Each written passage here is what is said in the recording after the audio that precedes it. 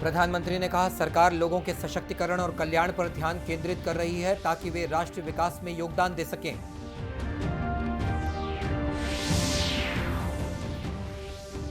रमेश बैस ने महाराष्ट्र के राज्यपाल पद की शपथ ली।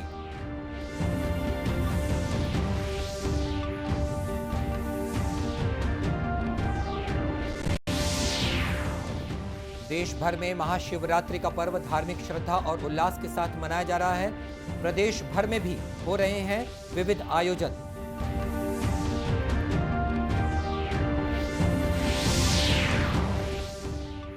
और रायपुर के शहीद वीर नारायण सिंह अंतर्राष्ट्रीय स्टेडियम में पहली बार दिव्यांग खिलाड़ियों का क्रिकेट मैच खेला जाएगा।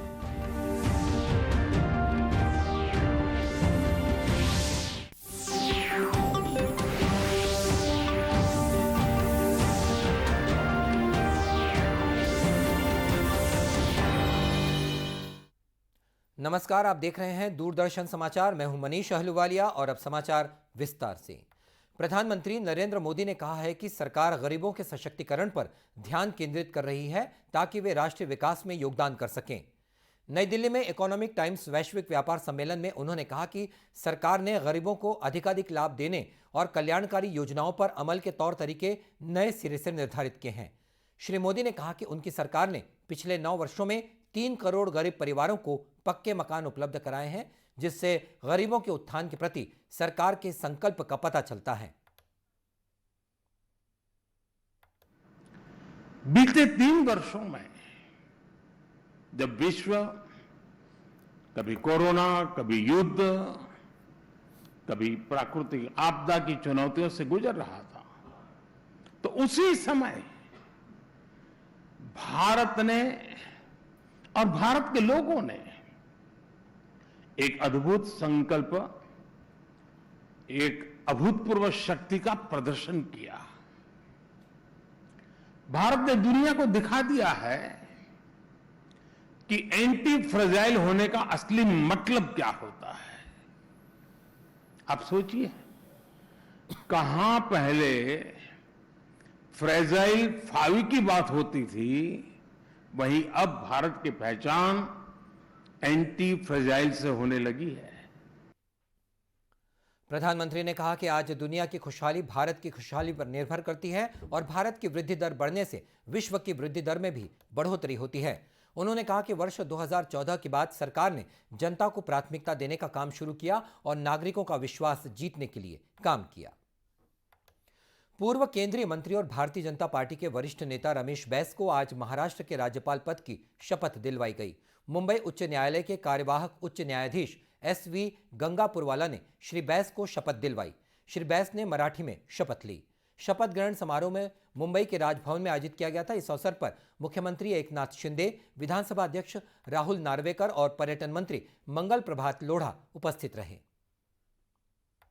बस्तर के अलग अलग इलाकों में बीते 10 दिनों में भाजपा नेताओं की हत्या के विरोध में पार्टी के द्वारा प्रदेश स्तरीय प्रदर्शन किया गया। इस दौरान करीब 400 स्थानों पर एक साथ चक्का जाम किया गया। पार्टी के नेताओं ने अपने अपने क्षेत्रों में इस प्रदर्शन का नेतृत्व किया। दुर्ग जिले के कुम्हारी में भाजपा सांसद विजय बघेल के नेतृत्व में पार्टी कार्यकर्ताओं ने चक्का जाम किया। इस दौरान स्टेट हाईवे पर वाहनों की लंबी कतारें लगी रहीं। दूरदर्शन समाचार से बातचीत में सांसद ने कहा कि प्रदेश में टारगेट किलिंग हो रही है। पार्टी का रूप दिखने लगा है आपको। अब पूरे छत्तीसगढ़ में चक्का जाम, हमारा आंदोलन शुरू हो रहा है। हम घर घर लोगों के बीच में जा रहे हैं और घर घर इनकी जो कमजोरियां हैं, नाकामियां हैं, उसको बता रहे हैं। और आगे ये लड़ाई 8 साढ़े 8 महीना चुनाव बचा है।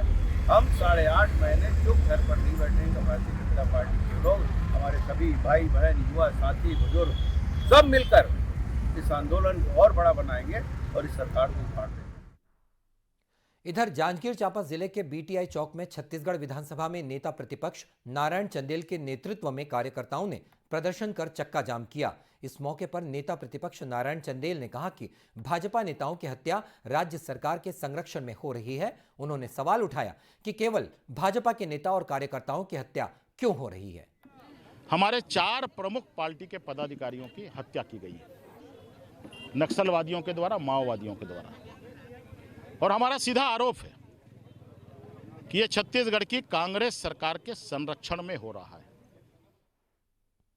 प्रदेशव्यापी प्रदर्शन के दौरान रायपुर के भगत सिंह चौक पर प्रदेश भाजपा अध्यक्ष अरुण साव और फाफाडी चौक पर पूर्व मुख्यमंत्री डॉक्टर रमन सिंह, तो वहीं रिंग रोड नंबर 1 पर सांसद सुनील सोनी के नेतृत्व में चक्का जाम किया गया। और अब लेते हैं एक छोटा सा विराम।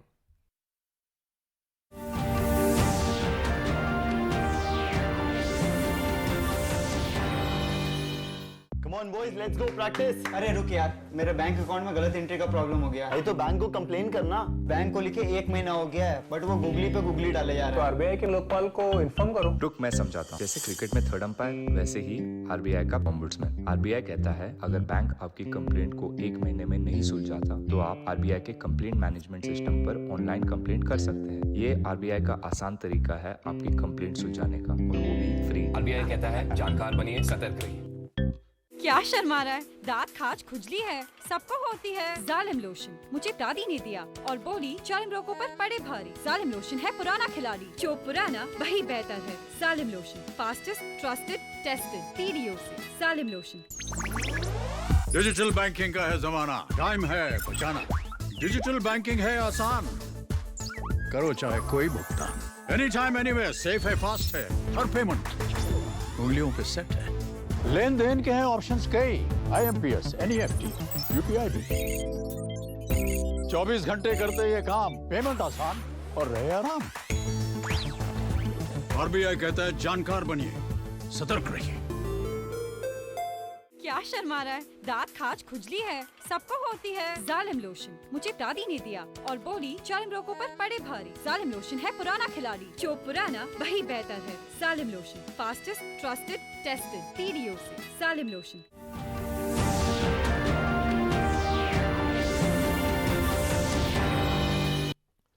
और ब्रेक के बाद एक बार फिर स्वागत है आपका दूरदर्शन समाचार में। राष्ट्रीय कृषि और ग्रामीण विकास बैंक नाबार्ड द्वारा नवा रायपुर में राज्य ऋण संगोष्ठी का आयोजन किया गया। इस अवसर पर नाबार्ड के मुख्य महाप्रबंधक डॉक्टर ज्ञानेंद्र मणि ने मीडिया से बातचीत में बताया कि पिछले कुछ वर्षों में छत्तीसगढ़ में तेजी से विकास हुआ है। महाप्रबंधक ने साख योजना प्रक्रिया में स्टेट फोकस पेपर के महत्व और नाबार्ड द्वारा राज्य में आधारभूत संरचना सुविधा के विकास, संवर्धन और विकासात्मक गतिविधियों के संबंध में शुरू की गई पहल का प्रकाश डाला। नाबार्ड का इनमें जो प्रयास होता है वो सभी स्टेक होल्डर्स हो, खास के जो राज्य सरकार के सभी डिपार्टमेंट्स हैं, चाहे एग्रीकल्चर डिपार्टमेंट हो, हार्टिकल्चर हो, एनिमल हस्बेंड्री हो, कोऑपरेटिव डिपार्टमेंट्स हो, सबसे चर्चा करके उसके साथ ही जो भारत सरकार की नई योजनाएं जो उन्होंने अनाउंस करती हैं अगले वर्षों के लिए, जो उनके बजट में आता है, राज्य सरकारें जो योजनाएँ अनाउंस करती हैं उनके जो बजट प्रोविजंस होते हैं, और रिजर्व बैंक ऑफ इंडिया के जो पॉलिसीज़ होती हैं उनको भी समावेशित करते हुए हम लोग पूरे देश में इस तरह के प्रयास करते हैं कि जो भी आकलन हो वो कम से कम सभी बैंक पूरा करने में अपने सक्षम हो। कार्यक्रम में राज्य सहकारी बैंक के अध्यक्ष बैजनाथ चंद्राकर ने मीडिया से बातचीत में कहा कि राज्य में जनजातीय विकास के लिए कोदो, कुटकी और रागी पर विशेष ध्यान देने की जरूरत है। संगोष्ठी में स्टेट फोकस पेपर 2023-24 का अनावरण भी किया गया। Federation of Indian Export Organisation के द्वारा छत्तीसगढ़ लघु उद्योग भारतीय सेवा इकाई के साथ संयुक्त रूप से एक निर्यात जन जागरूकता कार्यक्रम आयोजित किया गया। यह कार्यक्रम भिलाई और दुर्ग क्षेत्र के उद्योगों के लिए निर्यात जागरूकता को बढ़ावा देने के लिए आयोजित किया गया। इस अवसर पर Federation of Indian Export Organisation Ministry of Commerce की रिशु मिश्रा ने दूरदर्शन समाचार से बातचीत में बताया कि निर्यात के क्षेत्र में योजना और सामान की गुणवत्ता पर ध्यान देने से सहायक उद्योगों में देश को निर्यात को बढ़ाने में मदद मिलेगी।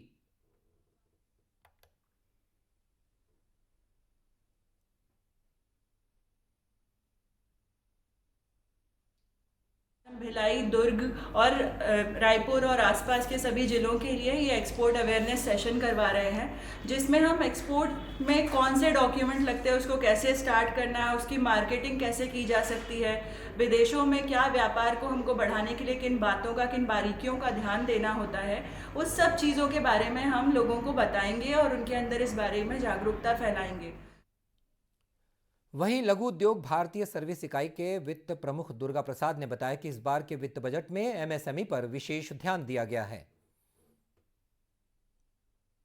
इस बार के बजट में 22,000 करोड़ के करीब रुपए का प्रावधान किया है, जिसे विभिन्न मदों में खर्च किए जाने का प्रावधान है। प्रधानमंत्री नरेंद्र मोदी जी ने एमएसएमई क्षेत्र को काफ़ी प्राथमिकता दी है तथा एक्सपोर्ट के लिए विशेष सुविधाएं देने का लक्ष्य रखा है। इसी संदर्भ में मंत्रालय ने विभिन्न कार्यक्रमों के द्वारा जागरूकता अभियान भी प्रारंभ किया है। गौरतलब है कि Federation of Indian Export Organisation द्वारा कृषि, बागवानी और मत्स्य पालन के क्षेत्र में बुनियादी ढांचे को और मजबूत करने का प्रयास किया गया है। इसके लिए केंद्र सरकार ने 16 सूत्री कार्यक्रम की रूपरेखा बनाई है। महाशिवरात्रि का पर्व आज देश भर में उल्लास और श्रद्धा के साथ मनाया जा रहा है। देश भर में शिवालयों में महाशिवरात्रि पर जलाभिषेक करने भक्तों की भीड़ उमड़ रही है। गरियाबंद में महाशिवरात्रि के अवसर पर भगवान भूतेश्वर नाथ महादेव, जिसे भकुर्रा महादेव के नाम से भी जाना जाता है, वहां उस मंदिर में भोलेनाथ के दर्शन के लिए भक्तों की भीड़ उमड़ रही है। ऐसी मान्यता है कि ये विशालतम प्राकृतिक शिवलिंग लगातार बढ़ता जा रहा है। जहां 1970 में इसकी ऊंचाई 48 फीट थी, तो 1995 में इसकी ऊंचाई 72 फीट हो गई है और इसी तरह उसकी गोलाई बढ़कर 210 फीट हो चुकी है। लोगों की मान्यता है कि यहां जल चढ़ाकर मांगी गई मनोकामना जरूर पूरी होती है और यही कारण है कि इस शिवलिंग में आने वाले भक्तों की संख्या दिन ब दिन बढ़ती जा रही है। जांजगीर चांपा की धार्मिक नगरी खरौद स्थित लक्ष्मणेश्वर मंदिर में महाशिवरात्रि पर्व पर हजारों भक्तों की भीड़ जुटी हुई है। छत्तीसगढ़ की काशी के नाम से विख्यात खरौद में सुबह से ही श्रद्धालुओं का आना लगा हुआ है। 8वीं शताब्दी में निर्मित लक्ष्मणेश्वर मंदिर की ऐसी मान्यता है कि भगवान लक्ष्मण ने इस मंदिर को स्थापित किया और उन्होंने यहां भगवान शिव की पूजा की थी। वहीं महाशिवरात्रि के अवसर पर आज जगदलपुर सहित बस्तर जिले के सभी शिवालयों में श्रद्धालुओं की भारी भीड़ है। जगदलपुर स्थित महादेव घाट, बोध घाट कॉलोनी स्थित शिव मंदिर टेकरी वाले, शिव मंदिर, झाड़ेश्वर बाबा धाम, चपका और देवड़ा सहित अनेक स्थानों के देवालयों पर श्रद्धालुओं का तांता लगा हुआ है। दलपत सागर के बीच में स्थित प्राचीन शिव मंदिर को भी विशेष रूप से सजाया गया है। मंदिर तक पहुंचने के लिए नगर निगम द्वारा नाव और बोट की व्यवस्था की गई है।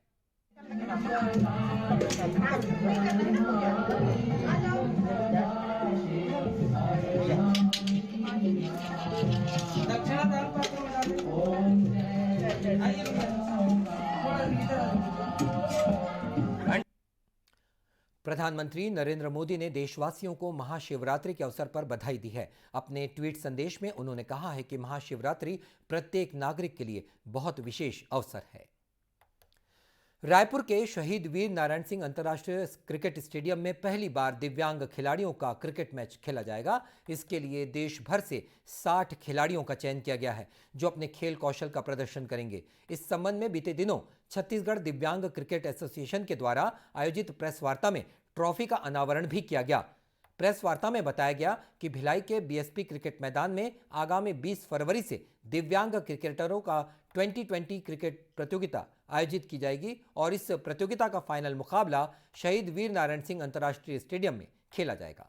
के नाम से इस चैंपियंस ट्रॉफी का आयोजन हम लोग कर रहे हैं, जो कि भिलाई के अंदर 20 फरवरी से लेके और इसका फाइनल मैच 23 फरवरी को शहीद वीर नारायण जी इंटरनेशनल स्टेडियम में खेला जाएगा। हमारा मुख्य उद्देश्य यही है कि हमने जो 20 टीम्स का नेशनल टूर्नामेंट किया था लखनऊ के अंदर, जिसमें यूपी के जो मुख्यमंत्री हैं योगी आदित्यनाथ जी, उनके हाथों से उसका उद्घाटन हुआ।